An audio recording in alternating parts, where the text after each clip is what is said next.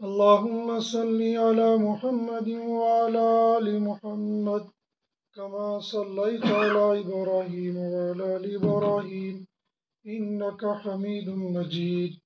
اللهم بارك على محمد وعلى آل محمد كما باركت على إبراهيم وعلى آل إبراهيم إنك حميد مجيد. يا رب صل وسلم دائما أبدا على حبيبك خير الخلق كلهم. يا رب صل وسلم دائما أبدا على حبيبك خير الخلق كلهم. يا رب صل وسلم دائما أبدا على حبيبك خير الخلق كلهم. بھائیو، بزرگوں، دوستوں، میرے ہم سفر نوجوان ساتھیوں،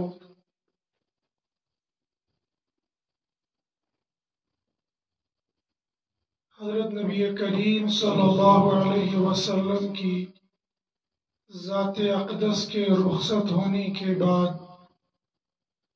حضرات صحابہ کرام کی ایک بڑی جماعت وہ تھی جن کے حوالے حضرت نبی کریم صلی اللہ علیہ وسلم اپنا پورا دین دے کر چلے گئے. حجۃ الوداع کے موقع پر جہاں اور بہت ساری باتیں ارشاد فرمائی، ان میں سے ایک بات یہ بھی ارشاد فرمائی، حل بلغت، کیا میں نے تم تک اللہ کا وہ پیغام جو مجھے دیا گیا تھا وہ پہنچا دیا؟ صحابہ نے جواب دیا، قد بلغت الرسالۃ وادیت الامانۃ یا رسول اللہ صلی اللہ علیہ وسلم. نبی جی، آپ کے پاس جو پیغام اللہ کی طرف سے آیا تھا وہ آپ نے پہنچا دیا.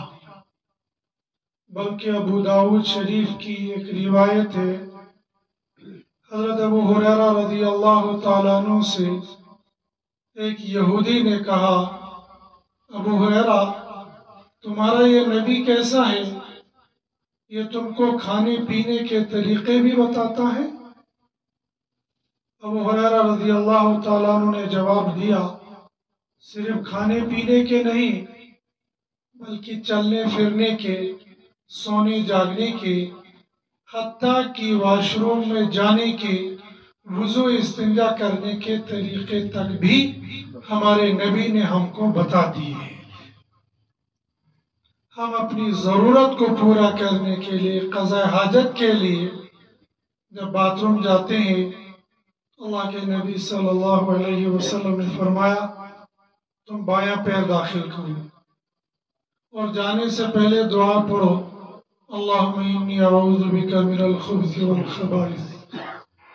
جب وہاں پر تم بیٹھو ضرورت کو پورا کرنے کے لیے تو بیٹھنے کی حیت بھی بتائی، بائیں ہاتھ کو پیٹ پر رکھو، دائیں ہاتھ کو پیشانی پر یوں رکھ لو اور وزن ہلکا سا بائیں ٹانگ پر رکھ لو. تب حضرت نبی کریم صلی اللہ علیہ وسلم نے فرمایا تھا کہ ضرورت کو ایسے پورا کرنا چاہیے. آج کا ڈاکٹر اور آج کی سائنس اور آج کا طب یہ کہتا ہے کہ اپنی ضرورت کو پورا کرنے کے لیے ہمارے یہاں دو طرح کی سیٹوں کو بنایا گیا ہے، ایک کو کہتے ہیں انڈین، ایک کو کہتے ہیں مغربی. ڈاکٹر یہ کہتا ہے کہ انڈین سیٹ استعمال کرنا یہ صحت کے لیے فائدہ مند ہے، پردہ بھی اس میں ہے، صحت بھی اس میں ہے. اور پیارے نبی صلی اللہ علیہ وسلم تب فرمایا تھا بیٹھنے کی حیت تمہاری یہ ہونی چاہیے. ظاہر ہے کہ جب بندہ انگلش سیٹ پر بیٹھے گا تو یہ حیت نہیں بن سکتی ہے. غرض ابو ہریرہ رضی اللہ تعالیٰ عنہ نے فرمایا کہ ہمارے نبی نے ہمیں ساری باتیں بتا دی ہیں. ہر صحابہ کے پاس علم تھا اور دنیا کے کونے کونے میں پہنچ گئے. ان میں سے 4 بڑے صحابی تھے، عشرہ مبشرہ میں سے بھی بالترتیب اول، دوم، سوم اور رابع. پہلے حضرت ابوبکر صدیق رضی اللہ تعالیٰ عنہ، کائنات میں سب سے بہترین انسان ہر جمعے کو خطیب کہتا ہے بعد الانبیاء بالتحقیق امیر المومنین ابی بکر الصدیق رضی اللہ تعالی عنہ. اٹس ایمان، یہ ہمارا ایمان ہے کہ کائنات میں انبیاء کے بعد اگر کسی کا درجہ ہے وہ حضرت ابو بکر صدیق رضی اللہ تعالی عنہ ہے. اس کے بعد عمر فاروق رضی اللہ تعالی عنہ. یہ ترتیب من جانب اللہ بھی من رسول اللہ بھی. حضرت نبی کریم صلی اللہ علیہ وسلم جب بیمار ہوئے، طبیعت خراب ہو گئی،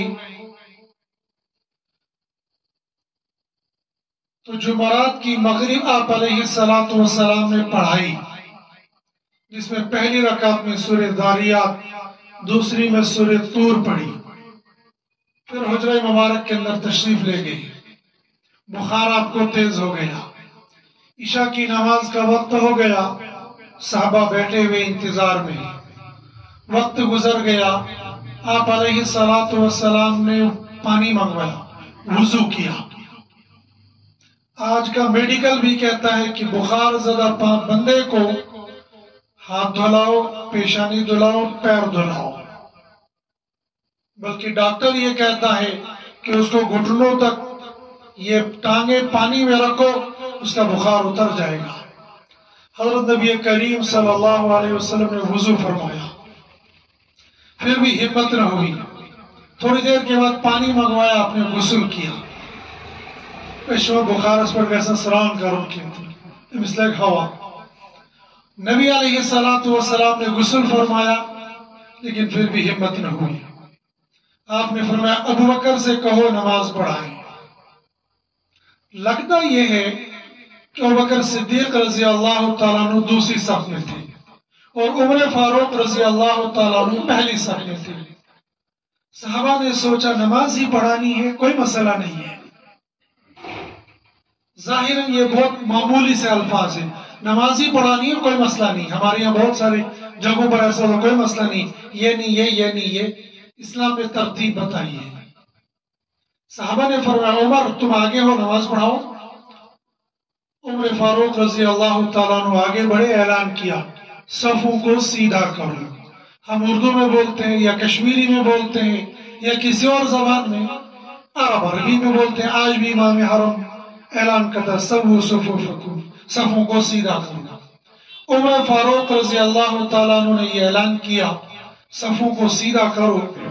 حضرت نبی کریم صلی اللہ علیہ وسلم حجر مبارک میں سن لیا. فرمایا نہ، محمد اپنے بعد اس مسئلے پر ابو بکر کو دیکھنا چاہتا ہے، لہذا ابو بکر کو کہو نماز پڑھائے. چنانچہ ابو بکر صدیق رضی اللہ تعالیٰ عنہ نے جمعرات کی عشاء پڑھائی. اس کے بعد جمعہ کے دن 5 نمازیں پڑھائی، سنیچر کی 5 نمازیں پڑھائی، اتوار کی 5 نمازیں پڑھائی. 3 دن مسلسل کتنی ہو گئی؟ 15. 5 دن 15. جمعرات کی عشاء ہو گئی 16 اور سوموار کی فجر ہو گئی 17. 17 نمازیں حضرت ابوبکر صدیق رضی اللہ تعالیٰ عنہ یہاں پڑھا رہے ہیں اور ادھر حضرت نبی کریم صلی اللہ علیہ وسلم اپنی حجر مبارک میں تشریف فرما ہے. یہاں سے بہت ساری باتیں معلوم ہو گئی، لیکن ایک بہت بڑی بات معلوم یہ ہو گئی کہ حضرت نبی کریم صلی اللہ علیہ وسلم نے اپنی بیماری کی وجہ سے اور تمام دین کے کاموں کو چھوڑ دیا تھا، بند ہو گئے تھے، لیکن امامت کا کام آخری وقت تک کیا اور آخری وقت تک کرنے کی مکمل کوشش کی. عشاء کی نماز مؤخر کی، پہلے وضو کیا شاید ہمت آ جائے، پھر غسل فرمایا شاید ہمت آ جائے. آخری درجہ جب یہ معلوم ہو گیا کہ اب میں نماز نہیں پڑھا سکتا ہوں، تب فرمایا صدیق اکبر نماز پڑھائیں گے. گویا امامت کا اتنا عظیم درجہ ہے. اور ہمارے یہاں کیا ہوتا ہے، ادھر امام کے پیچھے نماز پڑھیں گے، نبرش کاتنا امام اس کے اشپتا ہم سب اس کے آپ پائی چھے بولی سب اس کے آپ پائی چھے. امام کا عظیم مقام یہ ہے، اور یہ امام وہ امام ہے جس کو روزانہ ہم 5 فرض حوالے کر جاتے ہیں. مجھے رمضان المبارک نے ایک ساتھی نے فون کیا کہ میرے پاس زکوٰۃ کی رقم ہے، میں کسی کو دینا چاہتا ہوں. میں نے کہا دنیا بھر کے سفیر بیچارے چلتے رہتے، دے دو. دبن نال بچس کانس نفرز دون چاہوں. میں نے کہا دائیں بائیں دیکھ لو، کوئی عزیز و اقارب رشتہ دار کوئی ہوگا اس کو دے دو. دبنا ناظرم تلشن کہاں تھے. میں نے کہا اپنے امام صاحب کو دے دو اور ان کے حوالے کر دو کو، اس پیسے کے تم مالک ہو، یہ پیسہ ہے زکوٰۃ کا، جس کو چاہو اس کو دو.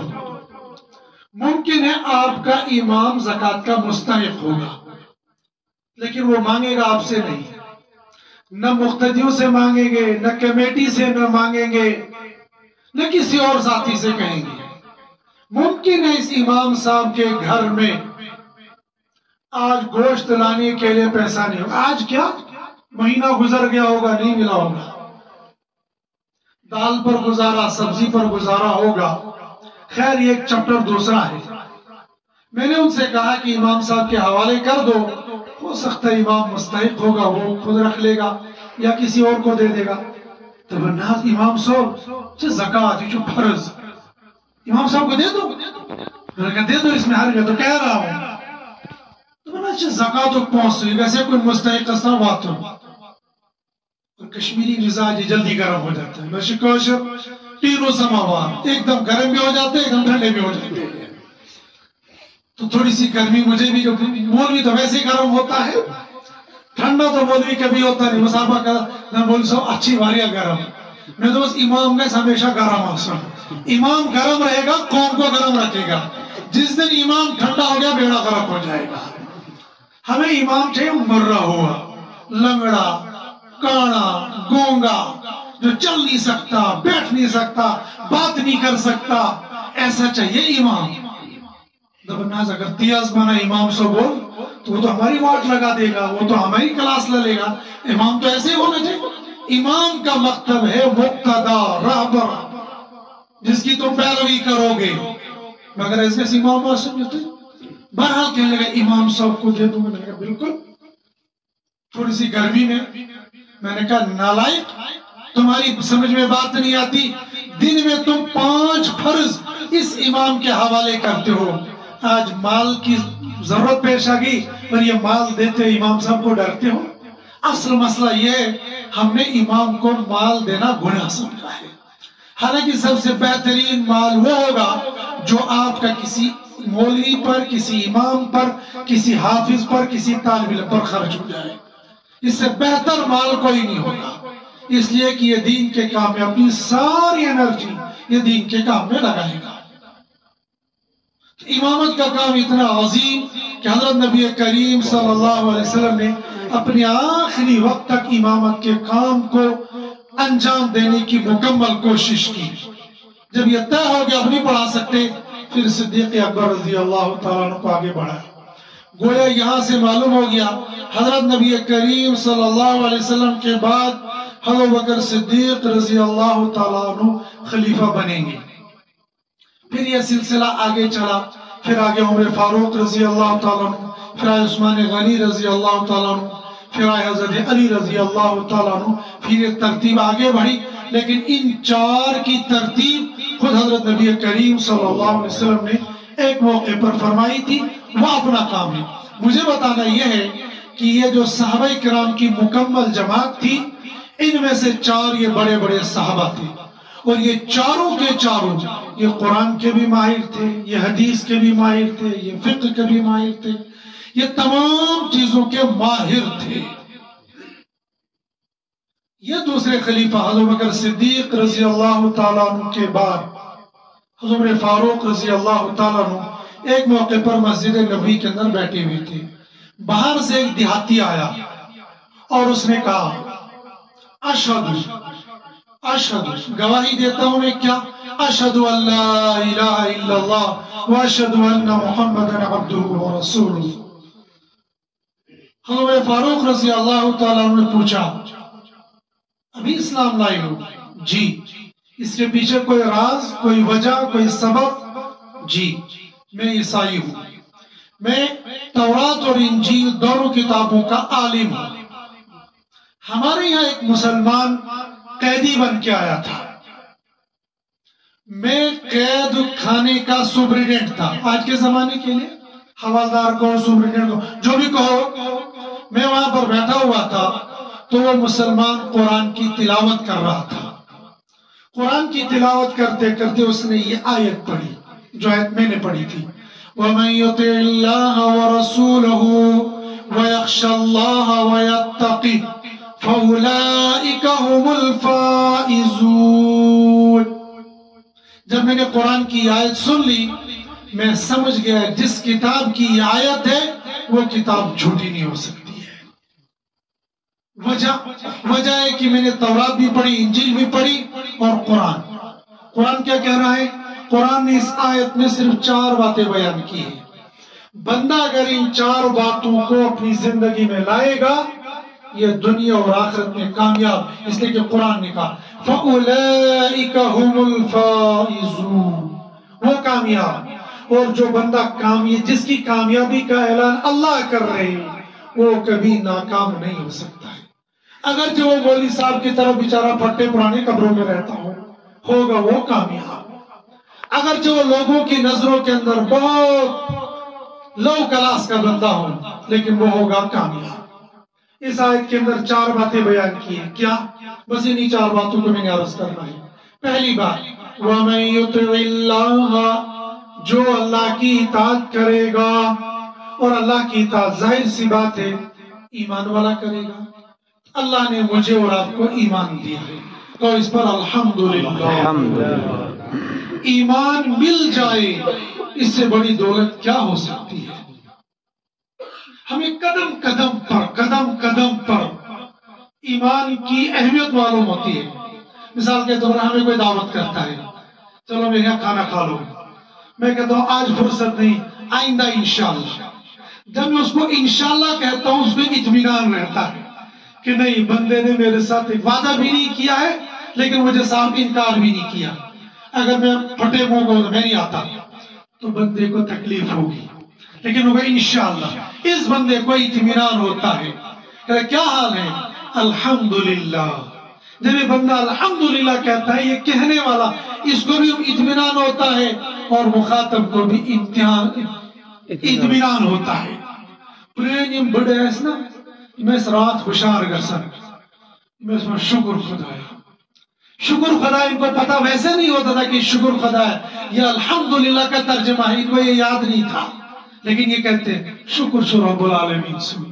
ازو جوان کیا شونا این مودس کمر شم داغ 20 سال کا جوان یہ کمر درد میں پڑا ہوا ہے. یہ رات کو اللہ کو کیا پکارے گا. جب سونے لگ جاتا ہے تو یہ موبائل کو کرتے یہ ٹون ہو گیا ہوتا ہے اور صبح کو اٹھتا ہے تو کبھی کمر کو بڑھتا ہے مجھے بھائی بچے 2.5 منٹ بعد یا رگبرا ویچا نماز پڑھی کہنا بپرا یہ تھی آج مجھے کمرت بنی تھا.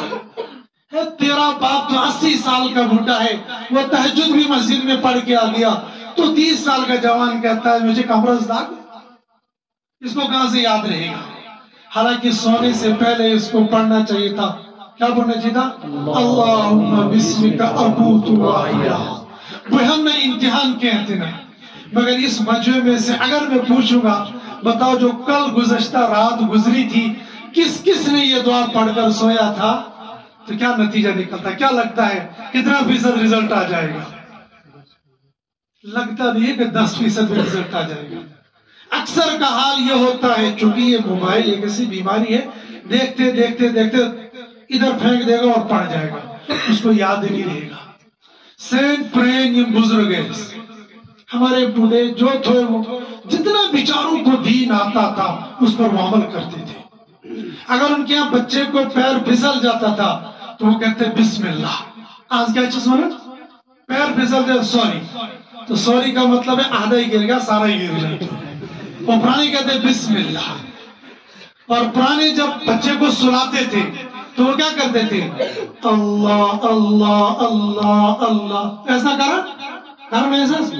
آپ نے جب بچوں کو سلایا اور کیا ضرور ہوگا لیکن ان صاحب سے پوچھ لو جب اس کے بچے ہو جائیں گے تو یہ کیا کہے گا اوپر پنکھا چلتا ہے، نیچے بیبی سوتا ہے، سوتے سوتے بھوک لگی، پتہ نہیں کیا کہتے نہیں کہتے، یہ سارے ڈائلاگ بولتے رہتے ہیں۔ اور کیوں کرتے ہیں وہ سکول میں یہ پوئم پڑھ کے آگے ہیں، اس کو یاد کرنی ہو یہی کرے گا۔ پہلے زمانوں بچس پڑھنا اور ایک کلمہ دو جتنے ان کو آتے تھے وہ 6 کلمے یاد تھے، ایمان مفصل یاد تھا، ایمان مجمل یاد تھا، الحمد شریف، قل هو اللہ، ان جو کچھ ٹوٹا پھوٹا ہی تھا۔ آج کے بزرگان اگر اس میں پڑھ تو الحمدللہ، الحمدللہ رب العالمین الرحمن الرحیم مالک یوم الدین، وہ بیچارہ ایسے ہی پڑھے گا اور ہمارا قاری فتویٰ دے دے گا اس کو قرآن پڑھنا ہے، پیچھے بیٹھ کو اس کو، اس بیچارے کو جیسا کیسا اس نے یاد کیا تھا۔ آج کے جوان کو پوچھو، اگر وہ مدرسے میں نہیں گیا ہے، اگر وہ مکتب میں نہیں گیا ہے، اس کو الحمد شریف یاد نہیں ہوگا۔ پرسوں ایک ویڈیو میں دیکھ رہا تھا، طرح طرح کی ویڈیو آتی ہے، تو ایک بندہ کہتا تم کیا ہو؟ ہندو۔ تم کیا ہو؟ ہندو۔ اس نے 10-15 کو پوچھا، پھر گیا پھر بڑا، ذرا گیتا کا پہلا شلوک سنا دو، دیکھتے رہے۔ دوسرے کو کہا تم پہلا شلوک سنا دو، 10-12 کو اس نے پوچھا، ایک کو بھی نہیں آیا۔ پھر گیا مسلمانوں کے پاس، مسلمان سے کہا قرآن جہاں سے سٹارٹ ہوتا ہے جب پڑھنا شروع کر دو، انہوں نے ٹوٹا پھوٹا پڑھ لیا، الحمدللہ۔ پڑھتے وہ غلط سلط تھے، یعنی ہمارے حساب سے، مولوی قاری کے حساب سے، لیکن الحمدللہ اس کو یاد تھا۔ میں شکر کرنے لگا، یا اللہ تو نے کتنی بڑی نعمت دی ہے۔ مسلمان چاہے کتنا گیا گزرا ہوگا مگر تمہیں پہلے قرآن و تعارف کہنے کے آسان، اس کو قرآن کے کچھ نہ کچھ الفاظ یاد ہوتے ہیں، وہ تو وہ ہے۔ ان کے بڑوں کے پاس جاؤ تو انشاءاللہ چند رٹی رٹائی عبارتوں کے علاوہ ان کے پاس کچھ بھی نہیں ہوگا۔ ہمارے جموں میں تو بہت یہی زیادہ ہے، تو وہاں ایسی باتیں ہوتی رہتی ہے۔ تو ایک صاحب کو میں نے کہا بڑا بے تکلف تھا، میں نے کہا نام کیا تمہاری کتاب کا؟ کہنے کا گیتا۔ میں نے کہا سچ بتانا، گیتا دیکھی ہے؟ یار بول سب چھڑو رو، تسی کی کرنا؟ میں نے کہا میں ویسے ہی پوچھ رہا ہوں، یہ دیکھی ہے؟ اسی کہاں پڑھی ہے تسی پتہ نہیں، ہم نے دیکھی۔ میں نے کہا گھر میں ہے؟ کہتے نہیں ہے۔ اس کے مقابلے میں الحمدللہ ثم ہونے کا نام ایمان والے ہیں۔ ہمارے گھر میں قرآن ہوگا، ہماری مسجد میں قرآن ہوگا، ہمارے بزرگ اس قرآن کو ہاتھ لینا سکھائیں گے۔ گرچہ پڑھنے میں عمل میں ہم بھی کمزور ہیں، لیکن وہ ایمان اور کفر کے مقابلے میں جب تقابل کرتے ہیں الحمدللہ کہنے پر ہم مجبور ہو جاتے ہیں کہ اللہ تیرا شکر ہے تو نے ہمیں ایمان دیا ہے۔ لہذا اپنے ایمان ہونے پر الحمدللہ پڑھنا چاہیے۔ تو ایمان کے بعد اطاعت اللہ کی اطاعت کرنی ہے۔ اس میں مفسرین نے لکھا، امام قرطبی رحمۃ اللہ علیہ نے لکھا ہے وَمَن يُطِعِ اللَّهِ، اس اطاعت اللہ میں تمام اللہ کے فرائض آ جاتے ہیں، لیکن میں تمام فرائض کو ٹچ نہیں کروں گا، میں بس ایک فریضہ ادا کروں گا، ایک فریضے کی گزارش کروں گا۔ ایک انسان کو مسلمان ہونے کے بعد سب سے پہلا حکم آ جاتا ہے نماز پڑھنے کا۔ سنا اللہ کے نبی صلی اللہ علیہ وسلم کے پاس کچھ لوگ آئے، ہم مسلمان بننا چاہتے، ایمان قبول کرنا چاہتے۔ آپ نے فرمایا پڑھیے اشہد ان لا الہ الا اللہ واشہد ان محمدا عبدہ ورسولہ۔ اس کے بعد انہوں نے کہا کہ ہم روزہ نہیں رکھیں گے۔ آپ نے فرمایا تم کو کس نے کہا روزہ رکھنے کے لیے؟ اس لیے کہ رمضان تھا ہی، روزے تو رمضان میں رکھنے ہیں۔ پھر انہوں نے کہا کہ ہم زکوٰۃ بھی نہیں دیں گے۔ آپ نے فرمایا کس نے کہا تم کو زکوٰۃ دینے کے لیے؟ اس لیے کہ اول تو یہ مالدار تھے یا نہیں تھے یہ پتہ ہی نہیں۔ اگر مالدار تھے تو مالدار ہونے کے لیے زکوٰۃ دینے کے لیے خولانِ ہول پورا سال گزرنا شرط ہے۔ پھر کہنے لگے کہ ہم حج بھی نہیں کریں گے۔ کہا کس نے کہا؟ حج فرض ہونے کے لیے 2 شرطیں ہیں، تم مالدار بھی ہونے چاہیے اور وہاں جانے کے لیے تمہیں سہولت بھی ہونی چاہیے۔ پھر کہیں گے نماز نہیں پڑھیں گے۔ آپ نے کہا یہ نہیں چلے گا، نماز تو تم کو پڑھنی پڑے گی۔ اور کیا فرمایا؟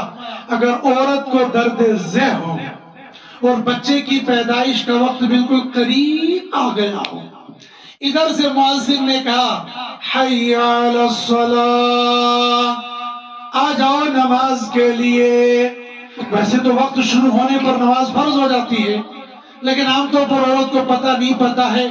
یہ کہا حی علی الصلاۃ، فرض کیا مغرب کی نماز ہو رہی تھی، اس عورت پر اس وقت کی نماز فرض ہو گئی. مگر امانت داری سان ویلو، کیا یہ عورت اس وقت نماز پڑھ سکتی ہے؟ نہیں پڑھ سکتی. لیکن شریعت نے کہا تیرے ذمہ یہ نماز ہو گئی. اب جب یہ بچہ پیدا ہو جائے گا، تم پاک صاف ہو جاؤ گی، تو وہ جو بیماری کے دن کی نمازیں وہ تو ہو گئی تم سے معاف، اس سے تمہارا کوئی مواخذہ ہوگا نہیں. لیکن وہ جو مغرب کی نماز کا وقت تھا، وہ مغرب کی نماز اس حالت میں تھی، تم پاک تھی لیکن اس کنڈیشن میں نہیں تھی کہ تم پڑھ لو گی، لہذا وہ مغرب کی نماز تم کو پڑھنی ہے. اس حالت میں بھی اس کو نماز فرض ہو جاتی ہے.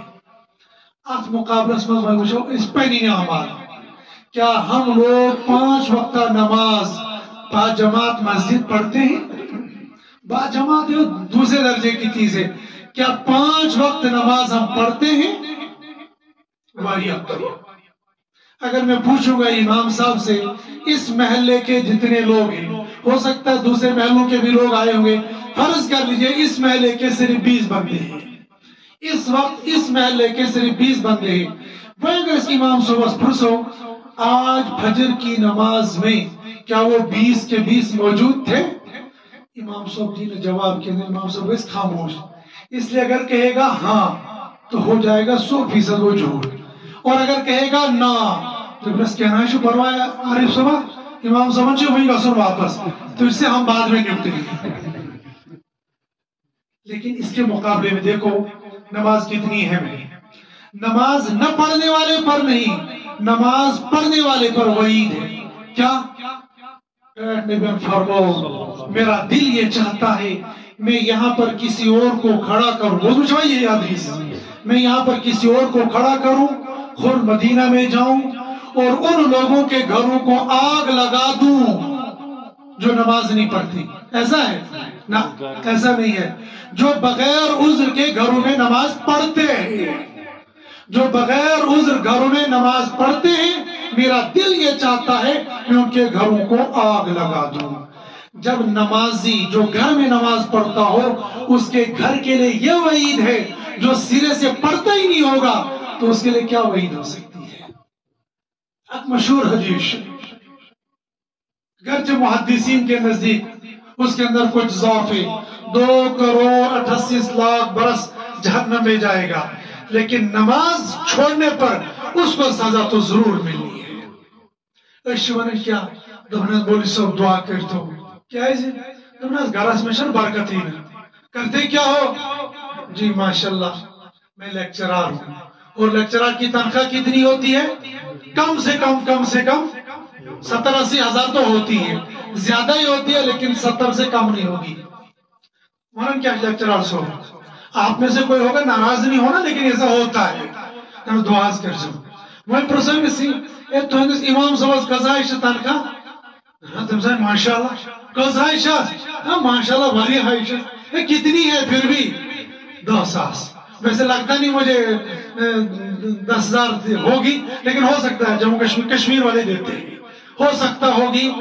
جموں کے امام جنتی ہیں انشاءاللہ، اگر وہ گناہ کبیرہ سے بچ گئے تو انشاءاللہ جنت میں جائیں گے.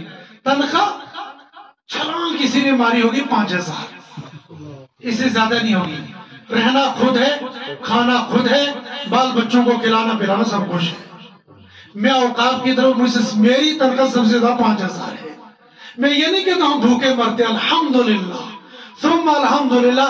یہ جو 50,000 جس کی تنخواہ ہوگی اس سے الحمدللہ بہت اچھی زندگی گزارتے ہوں گے، لیکن یہ قرآن کی برکت ہے، یہ 5,000 کی نہیں ہے. یہ 5,000 کو اللہ برکت دیتے تھے تب یہ ہو جاتی ہے. یہ بندہ کیا کہتا ہے دبن ناز برکت ویس برکت چھنا.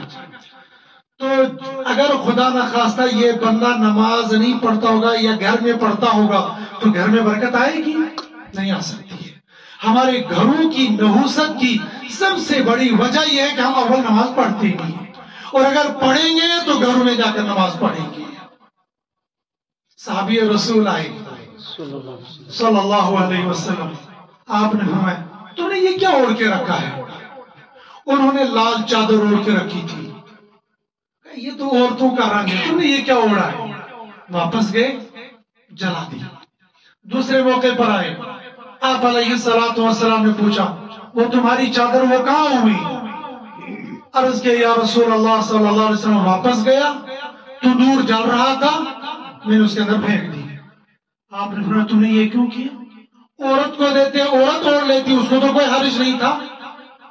واقعی قربان جاؤ عاشقان رسول پر. بس کیا اشنار دیو دو, ہم غلام, ہم غلام, ووٹ کیا چھوڑا, ہم محمد کے غلام. میں کیا پیش پیش چھے اس غلام, ہم سے بڑا گستاخ کون ہے؟ یہ اللہ کا فضل ہے, اللہ نے چلا رہا ہے, ورنہ جتنا ہم اپنے نبی کو ناراض کرتے ہیں اتنا کون کرتا ہے؟ ایم صحابی رسول اور عرض یا رسول اللہ صلی اللہ علیہ وسلم, جس چادر پر میرے محبوب کی ناراضگی کی نگاہ پڑی ہو وہ چادر میرے گھر میں رہے, میں نے یہ برداشت نہیں کیا. اب جس گھر پر اللہ کے نبی کی ناراضگی ہو بلکہ بددعا ہو کہ میرا دل یہ چاہتا ہے ایسے گھروں کو آگ لگا دوں جو بغیر عذر کے گھروں میں نماز پڑھتے ہیں, کیا ان گھروں کے اندر برکت آئے گی؟ ہرگز نہیں آئے گی. لہذا اس کا آواز پڑھیں, عہد, ارادہ نہیں, یہ وعدہ اور ارادہ اور عہد کریں گے انشاءاللہ ہم 5 وقت نماز مسجد میں پڑھیں گے اور تکبیر اولیٰ کے ساتھ نماز پڑھیں گے.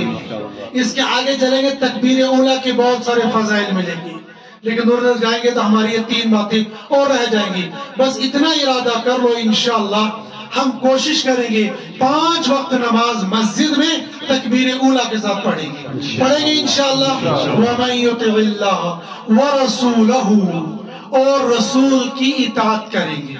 رسول کی اطاعت کس میں کریں گے؟ زندگی کا کوئی شعبہ ایسا نہیں ہے کہ جس شعبے کے لیے ہمارے نبی نے ہماری راہبری اور رہنمائی نہ کی ہو.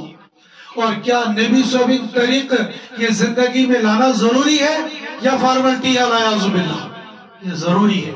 قرآن فرمان ما آتاکم الرسول فخذوہ, جو تم کو تمہارا نبی دے دے اس کو لے لو. علماء کرام یہاں پر موجود ہیں, وہ سمجھتے ہیں قرآن یہ کہ فخذوہ, پکڑ لو, یہ حکم دیا جا رہا ہے. وما نہاکم عنہ فانتہوا, اور جن باتوں سے روک دیا ہے ان باتوں سے باز آ جاؤ. کیا ہم یہ کہہ سکتے ہیں کہ والعیاذ باللہ ہماری زندگی میں کوئی ایسا شعبہ آئے گا جس شعبے کے لیے ہمارے نبی نے ہماری رہبری نہ کی ہو؟ ایسا نہیں ہے, ایسا ہرگز نہیں ہے. ہماری زندگی کے ہر شعبے کے لیے اگر صراحت نہیں اصول ضرور بتا دیا ہے. میں اس کا ایک اشارہ کرتا ہوں. حضرت نبی کریم صلی اللہ علیہ وسلم نے فرمایا لولا نشق علی امتی لامرتم بالسواک عند کل صلاۃ, اگر مجھے اپنی امت پر مشقت کا ڈر اور خوف نہ ہوتا میں ان کو حکم دیتا کہ تم ہر نماز کے وقت میں تم مسواک کر لیا کرو. اب نماز کے وقت میں عام طور پر ہمارے یہاں وضو جب کرتے ہیں تو اس وقت ہم مسواک کرتے ہیں. حرم میں اللہ ہم سب کو بار بار پہنچائے. وہاں پر شوافی حضرات بہت سارے ہیں, آپ کچھ کو دیکھو گے وہ نماز کھڑی ہونے والی ہوگی, وہ نکالیں گے تھوڑا سا مسواک کر لیں گے. ان کے نزدیک عند کل صلاۃ کا مطلب جب نماز کھڑی ہو جائے. بہرحال وہ ایک دوسرا مسئلہ ہے یہ کہ نماز کے وقت میں مسواک کرنی چاہیے. جب زمانہ ترقی کر گا وہ آؤ ٹوتھ پیسٹ, برش. اب یہ برش کرنا جائز ہے ناجائز ہے؟ جب یہ سامنے دیکھیں گے مسواک تو ہے نہیں, برش کریں گے یا نہیں کریں گے؟ مسواک کا مقصد ہے کہ دانتوں کی صفائی ہو, برش کا مقصد بھی بظاہر دانتوں کی صفائی ہو. اگرچہ برش کے اس زمانے کے اندر ڈاکٹر خود بتا رہے نقصانات ہیں. کیا دبن وہ جو برش ہے اس میں جو ٹوتھ پیسٹ ہم لگاتے ہیں, کولگیٹ والگیٹ, وہ تو ہے اسرائیل وغیرہ کی کا پروڈکٹ. اس کے علاوہ وہ یہ بتاتے ہیں کہ اس کا استعمال کرنا یہ بیماریوں کو دعوت دیتا ہے. ایک ماہر ڈاکٹر کی تحقیق یہ ہے کہ اس سے کینسر ہونے کے خطرات ہیں.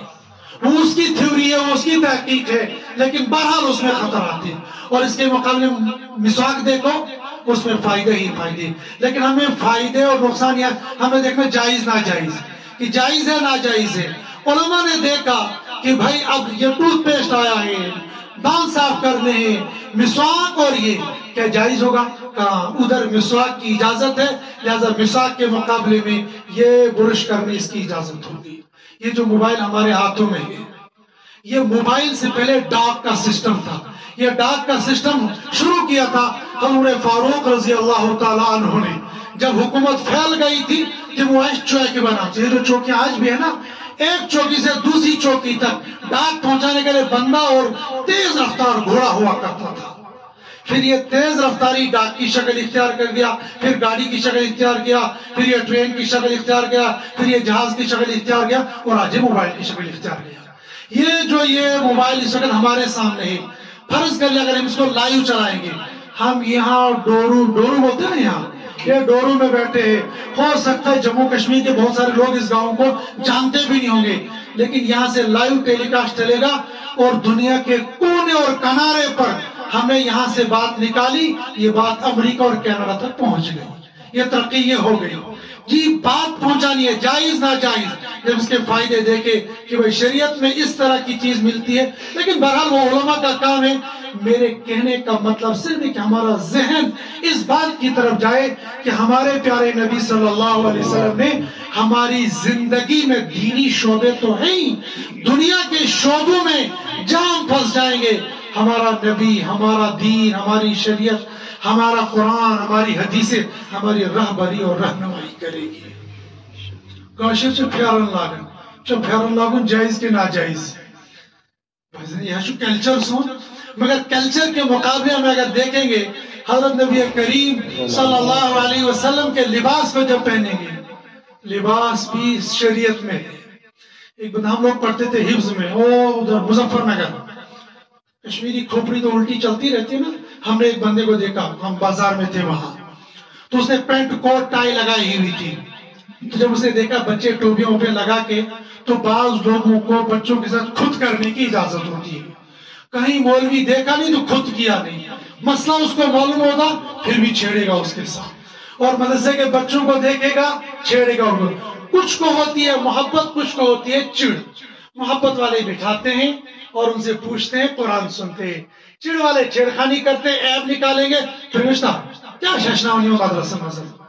الحمدللہ ثم الحمدللہ، جو ہمارا ناظرہ خاں بچہ مدرسے سے پڑھ کے جاتا نا، وہ آپ کا 10th کلاس کا بچہ وہ بدھو ہوگا اور یہ چالاک ہوگا. بہت سی بڑی مثالیں، اس کو چھوڑ دیجئے. لیکن بہرحال یہ خود کرنے کی اجازت ہوتی ہے. ہمارے ساتھ اس نے خود کیا، اور تھا وہ کشمیر کا. تو کہنے کیا پڑھتے ہو؟ ہم نے ایسے سے کہا، کہنے کہ میں مولوی ہوں. میں نے کہا شکل تو تیری یہودیوں جیسی ہے. تو وہ اپنے آپ کو بولتا تھا مولوی. تو اس نے قرآن پڑھا، قرآن اسے تجوید کے ساتھ پڑھا. ہمیں لگا تو ہاں واقعی اس نے قرآن پڑھا. تو میں نے پوچھا بھی کہ یہ شکل کیسی بنائی ہے تم نے؟ غالباً اس زمانے میں بش تھا یا کون تھا امریکہ کا، وہ شاید میں نے وہی نام لیا تھا. تو کہے بدتمیز کرتی، تم کو سلیقہ نہیں ہے. میں نے کہا شکل ہی تیری ایسی ہے. تو میں نے کہا یہ دیکھو نا لباس تمہارا کیا ہے. کہنے کہ پھر کیا ہو گیا، لباس کوئی ضروری چیز نہیں ہے. اگر پیارے نبی صلی اللہ علیہ وسلم انگلینڈ میں پیدا ہو گئے ہوتے تو پیارے نبی کی زبان انگریزی ہوتی اور ان کا لباس پینٹ کوٹ ہوتا. ہم تو حفظ کے بچے تھے، ہمیں کیا پتا تھا. ہم نے بھی سوچا شاید ایسا ہوگا. واپس گئے مدرسے میں، ہم نے پوچھ لیا اپنے استاد سے کہ ہمارے نبی، چھوٹی موٹی تو سیرت پڑھی تھی. پھر ہم نے پوچھا ہمارے نبی تو عرب میں پیدا ہوئے ہیں. کہ جی. میں نے کہا عرب کی زبان عربی ہے؟ کہنے کہ جی. میں نے کہا فرض کر لیجیے ہمارے نبی انگلینڈ میں پیدا ہوتے اور ہمارے نبی کی زبان کیا ہوتی؟ کہنے کہ پھر بھی عربی ہوتی. میں نے کہا ان کا لباس کیا ہوتا؟ کہیں گے پھر بھی شریعت والا لباس ہوتا. تب تو ہماری کھوپڑی میں یہ بات آئی نہیں. ہمیں کہا ہمارے مولوی صاحب نے بتا دیا تو بتا دیا. لیکن آگے چل کر جب ہمیں حدیث کی کتابیں پڑھی، اور حدیث کی کتابیں میں پورا ایک چپٹر ہے کتاب اللباس، لباس کیسا ہونا چاہیے. جن لوگوں نے شمائل ترمذی سنی ہوگی یا ہمارے علماء نے پڑھی ہے، وہ شمائل ترمذی کے اندر حضرت نبی کریم صلی اللہ علیہ وسلم کا کرتا مبارک لمبا کتنا ہوتا تھا اور چھوٹا کتنا ہوتا تھا. جب آپ سفر میں جاتے تھے کرتا مبارک چھوٹا ہوتا تھا، اور جب حضر میں ہوتے گھر میں ہوتے تھے تو تھوڑا سا لمبا ہوتا تھا اور چوڑا ووڑا ہوتا ہے. یعنی کوشر میں اگر تم ترجم کرو وہ پھیرن تھا آج کے زمانے کا, اور اسی کو عرب کے لوگوں نے آج جبہ بنا دیا ہے. اور یہ پھیرن یہ واقعی اسلامی لباس ہے, مگر کوشر اترو کشمیری نے بہت کچھ چھوڑ دیا, بہت کچھ چھوڑ دیا. ابھی بھی وقت ہے ہمارے پاس کہ کشمیری پلٹ کر کشمیری بن جائے, ورنہ ہماری تباہی اور بربادی کا اب اینڈ ہونے والا ہے. سب سے پہلے میں آپ کو مثال دیتا ہوں, کوشر اترو پانی زبان. کشمیری آج اپنے بچے کو ہینڈ واش کرو, ذرا اپنا سوٹ بوٹ کر لو, تمہارا شوز کہاں ہے, ہاں تمہارے ذرا ہیئر ٹھیک کر لو. ساری بچے, میں نے 3 سال کا بچہ اور باپ کہتا بیٹا جاؤ ہینڈ واش کر کے ہو. میں نے سوچا کہ اچھی بڑھ بھی تھے چاہے کہ نہیں سن اچھا کرے دیکھا نوسی کا. میں نے کہا دکیا نوسی نہیں, صبح کوشر تشو کوشر صبح کوشر. ہمیں سبق سیکھنا چاہیے. ہمارے استاد فرمایا کرتے تھے اگر اچھی بات دیوار پر لکھی ہو وہاں سے بھی اس کو لینا چاہیے. پنڈ ترو تروئی کشیر مگر کوشر کلچر ترو تمو. جموں میں آ کر دیکھو گے زبان ان کی کشمیری, کھانا ان کا کشمیری, رہن سہن ان کا کشمیری, اور کوشر جو کشیر بڑھن جم یون وہ ڈوگرا 2 دن میں بن جاتا ہے. تم جو مشتی کا سب محسوس کوشر. جو قوم اپنی زبان چھوڑ دیتی ہے وہ اپنی تاریخ بھول جاتی ہے, اور جو قوم اپنی تاریخ بھول جاتی ہے وہ اپنا وجود کھو دیتی ہے. لہذا پنن گھرن مز اپنے کلچر کو اپنی زبان کو فروغ دو. یہی کشمیری پینڈنگ اگر کینیڈا میں ہے وہاں پر بھی وہ کشمیری ہی ہوگا, اور کوشر یہ پینڈنگ جامعی تھی وہ سب کچھ چھوڑ چھاڑ جاتا ہے. یہی وہ وبال ہے, یہی وہ پریشانیاں ہیں, یہی وہ آفتیں ہیں جو آئے دن ہم دیکھ رہے ہیں. شاید مشن وضاحت کرنے کی ضرورت ہے, جو پروگرامات ہو رہے ہیں ان پروگراموں میں ہماری نئی نسل کا جو بیڑا غرق ہو رہا ہے وہ ہماری اپنی کمزوری ہے. ہماری بچیاں کہتی ہیں ہم خوش ہیں, ہمارا بچہ کہتا ہے ہم خوش ہیں. وہ دہریہ بن رہا ہے, وہ مجوسی بن رہا ہے, وہ پتہ نہیں کیا کیا بن رہا ہے, اور ہمارا بچہ کہتا ہے میں بہت خوش ہوں. کیسے خوش ہو سکتے ہیں؟ ہمیں اللہ کے نبی صلی اللہ علیہ وسلم نے سب کچھ بتا دیا ہے. یہ لباس بھی شریعت نے بتایا ہے کیسا لباس پہننا چاہیے. یہ جو آج نا کوشر پٹھان سوٹ, آج بھی کہتے ہیں جو یہاں بٹن ہوتے ہیں اس کو کہتے ہیں پٹھان سوٹ. اور حدیث میں آتا ہے نبی صلی اللہ علیہ وسلم کا کچھ کرتے ایسے تھے جن کو بٹن یہاں ہوتا تھا. ہم نے وہاں دیکھا مدرسے کے اندر ایک بچے کو تمشو کالر ایسے نہیں وہ ایسے لگا ہوا تھا. میں نے کہا کیا تم نے فیشن والا کالر بنا دیا ہے؟ بعد میں پتہ چلا کہ نبی علیہ السلام کے کرتے کا کالر ایسے نہیں بلکہ ایسے بھی تھا. جب یہ ساری چیزیں موجود ہیں ہم اپنے نبی کے لباس کو کیوں چھوڑ دیں گے؟ ہم اپنے نبی کے چہرے کو کیوں چھوڑ دیں گے؟ ہم اپنے نبی کے کھانے کے طریقے کو کیوں چھوڑ دیں گے؟ ہم اپنے نبی کے سونے کے طریقے کو کیوں چھوڑ دیں گے؟ ہم اپنے نبی کے رفتار اور گفتار کے طریقے کو کیوں چھوڑ دیں گے؟ اس موبائل اس پر کارن ہلو, حالانکہ پتا ہوتا ہے سامنے عبد الرحمان ہے, جب معلوم ہے سامنے میں عبد الرحمان کو فون کر رہا ہوں ہلو مت کہو, السلام علیکم ورحمۃ اللہ وبرکاتہ. حدیث پاک میں شیون حضرت نبی کریم صلی اللہ علیہ وسلم اور صدیق اکبر رضی اللہ تعالیٰ چل رہے ہیں, بیچ میں کوئی درخت یا کوئی پتھر آ گیا. کوششی مثال سمجھی ہماری آسان, جب ہم جنگل میں کھیت میں چل رہے ہوتے راستے میں کوئی درخت آتا ہے یا کوئی پتھر آتا ہے, صدیق اکبر فرماتے میں ادھر سے آتا, نبی علیہ السلام ادھر سے آتے, ہم دونوں ملتے اور فرق کرتے السلام علیکم ورحمۃ اللہ وبرکاتہ یغفر اللہ لنا ولکم. قربان گژھو پنن بڑن پٹھن پنن تمن پرانن بزرگن پٹھن, تمو اس پتہ یم چھ پنڈت, یم صرف گانا بجانا, تمو کور دعائی ثبوتی, تمو کور جمعہ پڑھن صلاۃ و سلام تھی. اور جب مسافہ کرتے ہیں تو پرین کیا پڑھن, جب مسافہ کرتے ہیں تو کیا پڑھتے ہیں اللہم صلی اللہ علیہ پڑھتے ہیں نا. اور اصل میں دعا کیا ہے یغفر اللہ لنا ولکم, دعا یہ ہے. مگر تمو دون ان کے دل کے اندر اپنے نبی کی محبت آنی چاہیے. شاید یہی وجہ ہے کہ دنیا کے جس کونے میں اگر خدا نخواستہ کوئی نبی کی شان میں گستاخی کرتا ہے سائنی بروچ سو کوشر جوان یارن یہ مثلا یہ نماز دش پڑھ وہ نبی کی محبت اس کے دل کے اندر ہے، وہ ہمارے بڑوں نے ہمارے دلوں کے اندر وہ ڈالی تھی. مگر از کی جوانس پرستو چنس نبیس ناؤ کیا چھو صلی اللہ علیہ وسلم نام نہیں بتائے گا، وہ اس کو پتہ ہی نہیں ہوگا کہ میرے نبی کا نام کیا ہے. زیادہ سے زیادہ گا محمد مصطفیٰ صلی اللہ علیہ وسلم، یا تقریروں میں بیانوں میں سنا ہوگا رسول اللہ صلی اللہ علیہ وسلم، نام اس کو پتہ نہیں ہوگا. سینس نبی اس نام محمد اور بیاک نام اس احمد صلی اللہ علیہ وسلم. کیا سینن بچن چو پتہ ہی؟ آج ہم گھر میں جائیں گے اپنے بچوں سے پوچھے بیٹا بتاؤ ہمارے نبی کا نام کیا ہے، نہیں معلوم ہوگا، الا یہ کہ وہ مکتب میں جاتا ہوگا. آج کل کے سکول بھی اسلامی سکول نام رکھا ہے، اللہ حافظ ہوتا ہے وہاں. میں نے اپنی آنکھوں سے دیکھا ہے اسلامی سکول ہے، اور اسلامی سکول کے بچے کو پینٹ کے ساتھ بیلٹ لگانے کے لیے دی چھنا، اور اس بیلٹ کا جو وہاں لوگو ہوتا ہے اس لوگو پر لکھا تھا من الظلمات الى النور. یہ کیا ہے ایشو؟ یہ حدیث پاک، یہ قرآن کی عربی کا لفظ ہے، یہ تو قرآن پاک کی آیت ہے. یہ تیسرے پارے میں ہے من الظلمات الى النور. کیا یہ بچہ باتھ روم جاتا ہوگا؟ تو یہ سکول والا یہ قرآن کی توہین کر رہا ہے یا قرآن کی اشاعت کر رہا ہے؟ اور وہ مسلمان ہے، پورا سٹاف مسلمان ہے، بچے سارے مسلمان ہیں. میری معلومات کے مطابق وہاں غیر، وہ جموں کا سکول ہے، غیر مسلم نہیں ہے. اور بدقسمتی کی بات یہ میں نے اپنے بیٹے کی بیلٹ پر وہ دیکھا، میرا بیٹا وہیں جاتا. پھر میں ان کو پوچھا لیکن لگتا نہیں ابھی تک بدلی ہوگی ان کو. یہ ہماری بے حسی کا عالم ہے کہ ہم لوگوں کو یہ خیال نہیں ہمیں کرنا کیا ہے اور ہم کیا کر رہے ہیں. اس لیے اپنے بچوں کی کلاس لینی چاہیے، کاؤنسلنگ ہونی چاہیے، واچ کرنا چاہیے، دیکھنا چاہیے میرا بیٹا کیا کر رہا ہے.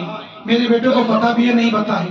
اس لیے ہم دوسری بات یہ طے کر لیں ہم اپنی ساری زندگی کا نقشہ بدل دیں گے. اور بدلیں گے کیسے؟ کس کے طرز پر؟ حضرت نبی کریم صلی اللہ علیہ وسلم کی زندگی پر.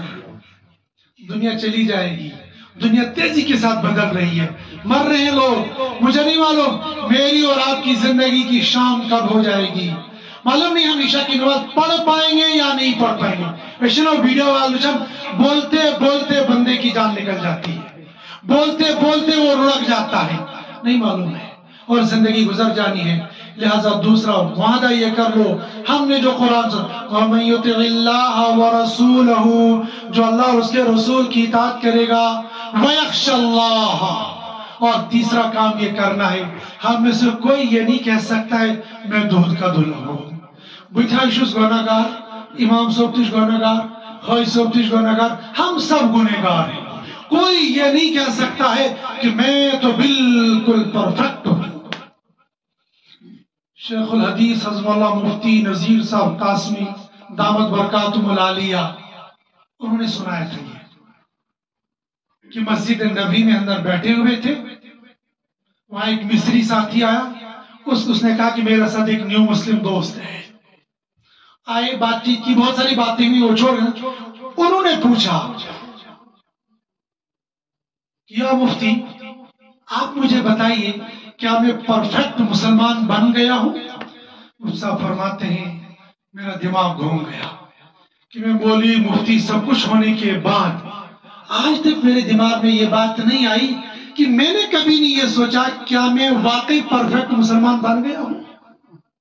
ایسے سمجھن دین کے ٹھیکیدار تو ہم ہی ہیں، دین تو ہمیں وراثت میں ملا ہوا ہے، ہم کبھی بے دین نہیں ہو سکتے. ہم سے بڑی غلطیاں ہو جاتی ہیں، بڑی کوتاہیاں ہو جاتی ہیں. ہم پرفیکٹ مسلمان. مفتی صاحب فرماتے ہیں میں نے اس کو بہت سمجھایا کہ بھائی اس کی گارنٹی کوئی نہیں دے سکتا ہے. پھر وہ کہنے لگا پھر میرے مسلمان بننے کا فائدہ ہی کیا ہوا؟ جب مجھے یہ معلوم نہیں میں پرفیکٹ ہوں یا نہیں ہوں میرا فائدہ ہی کیا؟ رونے لگا، چلا گیا. کہ دوسرے دن وہ دوست آ گیا، کہنے لگا مفتی صاحب آج میرا دوست بہت خوش ہے. وہ جو نیو مسلم والا تھا اس کے بارے میں وہ بہت خوش ہے. کہا کیوں؟ کہا وہ تو آپ اسی سے پوچھ لو. وہ آیا اور پوچھا، خوش ہوگا؟ الحمدللہ آج میں بہت خوش ہوں. کہا کیوں؟ کہا کل جب میں نے آپ سے پوچھا اور آپ نے مجھے تسلی بخش جواب نہ دیا، اس لیے کون دے سکتا ہے؟ کون یہ بتا سکتا ہے؟ میں آپ کی گارنٹی اور آپ میری گارنٹی نہیں دے سکتے ہیں کہ واقع ہر ایک پرفیکٹ ہے۔ تو آج دن میں ایک وہ ہے نا، وہ ہمارے چٹکلے والے مفتی صاحب پڑوس کے چٹکلے بہت سناتے، تو چٹکلا سنا رہے تھے کہ ایک اللہ والا ہماری مسجد کے اندر بیٹھا، بڑا متقی پرہیزگار، اور 10 دن کے بعد پتہ چلا کتنا بڑا متولی تھا، ہمارے مؤذن صاحب کا موبائل ہی چورا کر لے گیا تھا۔ تو ایسے لوگ ہوتے ہیں جو شکل میں بہت خوبصورت لگیں گے، وہ نماز تہجد اشراق سب کچھ ہوں گے، لیکن حقیقت کس کو معلوم ہے؟ اسی لیے ہمارے علماء کہتے ہیں جب تم نے امام متعین کرنا ہے، وہ امام متعین کرو جس کو تم جانتے ہو، جس کا اگلا پچھلا کچھ نہ سب جانتے ہوں گے۔ جموں کے اندر اوقاف نے بین لگا دی، ہم آؤٹ آف اسٹیٹ کو امام نہیں رکھیں گے۔ کیوں؟ کیا معلوم ہے بھائی کون ہے؟ غالباً 93 یا 94 کی بات ہے۔ ہمارے ایک حاجی صاحب رہتے تھے، تو ان کے یہاں بہت سارے لوگ آتے ہیں، یہاں کب پڑا کے ایک ساتھی آتے، میں وہاں بیٹھا ہوا تھا، وہ ایسے گپے لگاتے، خاموش تو وہ بیٹھتا نہیں ہے، وہ مسجد میں بھی آئے گا تو کچھ نہ کچھ کرتا ہی رہے گا۔ وہاں سنا رہا تھا کہ امام اردہان ورین کردم امامت، اردہان ور بعد کردم میں فون، تو مجھے کہ سوسک مسجد ہوں متولی، سوسک صدر، میں یہ نماز پڑھنام چھو تم لوٹے جو وقت ہوئی۔ تم تو بس کیوں؟ دبل کیوں کی ٹھیکیداری نہیں ہے، غنیمت یہی جان لو کہ میں نے تم کو بتا دیا ہے۔ 18 سال امامت کر کے گیا، پتہ نہیں چلا۔ اس لیے سین علماء نے امام کے بارے سب جس کا کچھ آگے پیچھے تم جانتے ہوئے کچھ نسب نامہ معلوم ہوگا، لیکن اس کے باوجود ہم کسی کے بارے میں یہ نہیں کہہ سکتے کہ واقعی یہ جنتی ہے۔ مرنے کے بعد ہی پتہ چلے گا کون ولی ہے اور کون شیطان ہے۔ ہو سکتا ہے ہم جس کو دیکھ رہے ہوگے یہ بڑا بے دین ہے، ہو سکتا ہے اللہ کے یہاں بہت نیک ہوگا، اور لوگ مجھے کہتے ہوں گے اتنی بڑی پگڑ، اتنی بڑی داڑھی، یہ جبہ کبا، ہو سکتا ہے اندر کیا ہوگا۔ اللہ ہم سب کے ایمان کی حفاظت فرمائے، ہمیں ایمان کے ساتھ رکھے اور ایمان کے ساتھ ہم جائیں، لیکن معلوم نہیں ہے کون کیا ہے، اس لیے کوئی یہ گارنٹی نہیں دے سکتا ہے۔ مفتی صاحب نے بھی کہا کون گارنٹی دے سکتا ہے؟ تو وہ نیو مسلم کہنے کا جب آپ نے یہ بتا میں بڑا مایوس ہو گیا، اور رات کو میں رویا، اے اللہ اگر میں پرفیکٹ مسلمان نہیں تو مسلمان بننے کا فائدہ کیا ہے؟ میں سو گیا، اور سامنے سے یہ صاحب قبر آ گئے، حضرت نبی کریم صلی اللہ علیہ وسلم، اور نے فرمایا عبداللہ جیسا میں امتی چاہتا تھا تم ویسے میرے امتی بن گئے۔ کہا بتاؤ میں خوش نہ ہو جاؤں؟ کیا اسے کو نعت شریف بنروز ورن کہ سون ٹوٹ نبی کیسے ایسی خوابس مزیوں، اگر ہمیں خواب ہی دیکھ لیں گے تو ہمارے لیے بہت بڑی غنیمت ہوگی، مگر کیا چاہتے ہیں خواب میں ایسے آ جائیں گے؟ درود پاک ایک نہیں پڑھتے ہیں اور چاہتے ہیں کہ ہم نبی صلی اللہ علیہ وسلم کو خواب میں دیکھ لیں گے۔ خواب میں دیکھنا بہت دور کی بات ہے۔ ابھی چند دن پہلے، مجھے آپ کو سنانا چاہیے نہیں سنانا چاہیے، چند دن پہلے ایک عالم نے خواب دیکھا، اس عالم کو میں بہت اچھے سے جانتا ہوں۔ انہوں نے کہا کہ میں جا رہا تھا اور جانے کے بعد مجھے لگا کہ کوئی جنازہ ہے، کسی نے کہا کہ مجھے حضرت نبی کریم صلی اللہ علیہ وسلم کا جنازہ ہے۔ کہا میرے دل کے اندر دھائیہ پیدا ہو گیا، جب نبی صلی اللہ علیہ وسلم کا جنازہ ہے میں کیوں نہ جا کر وہاں پر چہرہ مبارک دیکھ لوں۔ کہا میں جانے ہی لگا، تب کہا اعلان کیا صفحے سیدھی کر لو، اتنے میں جاگ گیا۔ تو نبی صلی اللہ علیہ وسلم کا اس طرح سے جنازہ دیکھ لینا، معبرین نے کئی تعبیریں بیان کی ہے، ان میں سے ایک تعبیر یہ ہوتی ہے کہ علماء دنیا سے چلے جائیں گے، اور اسی دن کشمیر کے بہت بڑے اچھے دیندار ساتھی، وہ بانڈی پورہ میں رہتے تھے، نور حسن صاحب، وہ تبلیغ کے ساتھ جاتے، اسی دن ان کا انتقال ہو گیا، اور اسی دن ادھر مظاہر لوگ کے مولانا یعقوب صاحب ان کا بھی انتقال ہو گیا۔ ایک تو یہ ہوتا ہے یہ، اور دوسرا یہ ہوتا ہے کہ جہاں سے نبی علیہ الصلوۃ والسلام کا جنازہ مبارک جا رہا ہو، سمجھ لو وہاں سے دین جا رہا ہے، اور یہ جموں کشمیر کا واقعہ ہے۔ وہ ہماری زندگیوں سے ایسے دین جا رہا ہے اور ہمیں اس کی پرواہ بھی نہیں، لہذا ہم یہ نہیں کہہ سکتے کہ ہم بالکل پرفیکٹ ہیں، ہم سے گناہ کوتاہی ہو جاتی ہے، اس لیے ہم نے کرنا ہے تیسرا کام کیا ہے، وَيَخْشَ اللَّهَ، ڈرنا ہے، اور ڈرنے کے لیے اپنے گناہوں سے توبہ کرنی ہے، اور توبہ کے لیے اپنی زندگی کا معمول بنائیں، روزانہ ہم 2 رکعت نماز صلاۃ التوبہ پڑھیں، ٹھیک ہے؟ وَيَتَّقِي، اور آخری کام یہ کرنا ہے اپنی زندگی کو راہ مستقیم پر چلانے کے لیے عزم ارادہ کر لینا ہے، رب آج تک جو ہو گیا مزہ ما مزہ، لیکن آئندہ کے لیے انشاءاللہ میں اپنی زندگی کو صراط مستقیم پر چلانے کی کوشش کروں گا۔ پہلی بات، ہم موحد رہیں گے، اللہ کی وحدانیت پر ایمان ہوگا، اور نبی صلی اللہ علیہ وسلم کی رسالت اور ختم نبوت پر ایمان ہونا چاہیے۔ ایک ہے نبی کو نبی ماننا، دوسرا ہے نبی کو خاتم النبیین ماننا۔